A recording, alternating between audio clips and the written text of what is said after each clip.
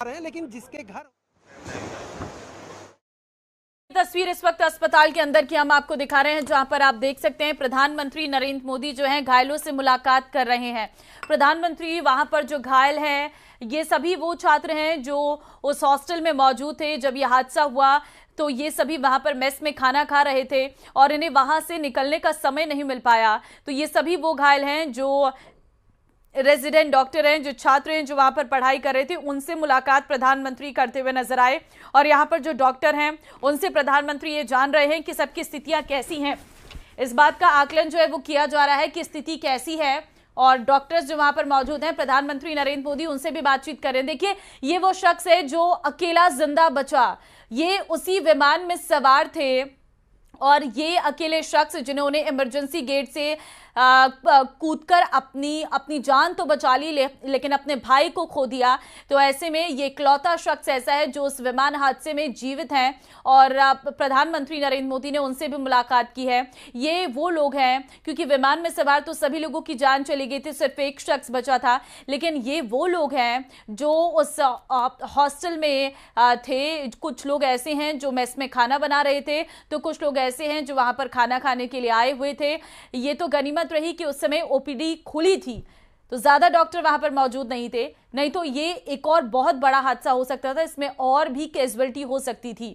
लेकिन फिलहाल जो घायल हैं उनसे प्रधानमंत्री नरेंद्र मोदी ने मुलाकात की है और सीएम जो हैं वो मौजूद हैं गुजरात के, और साथ ही साथ डॉक्टर्स जो इनका इलाज कर रहे हैं उनसे प्रधानमंत्री नरेंद्र मोदी, ये वो शख्स हैं जो इस विमान हादसे में इकलौते व्यक्ति हैं, जो इकलौते यात्री हैं जिनकी जान बच पाई है। शायद इनके लिए ये एक दूसरी जिंदगी है। और इस पूरे हादसे में जहां लोगों के शत विशत हालत में शव बरामद हुए हैं, वहां एक इंसान का बच पाना ये किसी चमत्कार से कम नहीं है। उम्मीद तो किसी ने भी नहीं की थी, शायद इस खुद व्यक्ति ने नहीं की थी कि ये बच पाएंगे, लेकिन वो कहते हैं ना कि जब समय नहीं आया हो तो इंसान बच ही जाता है। और वही स्थिति यहाँ पर देखने को भी मिली है कि एक व्यक्ति जिसने कूदकर अपनी जान बचा ली, लेकिन बाकी के ये वो लोग हैं जो उस हॉस्टल में काम करते थे और कुछ ऐसे हैं जो वहां पर पढ़ाई कर रहे थे। और क्योंकि दोपहर का समय था, 1:38 बज रहा था, और जब ये क्रैश हुआ विमान वो लंच टाइम था, तो इसी लोग मेस में खाने के लिए आए हुए थे।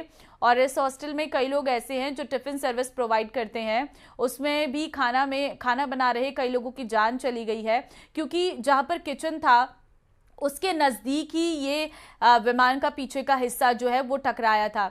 इसीलिए वहां पर सबसे ज़्यादा नुकसान हुआ है, उस मेस में सबसे ज़्यादा नुकसान हुआ है। वहां पर प्लेट्स, हमने वो वीडियोस भी देखी थी, वो तस्वीरें भी देखी थी कि खाने की प्लेट लगी हुई है और वहां पर पूरा सामान बिखरा हुआ है।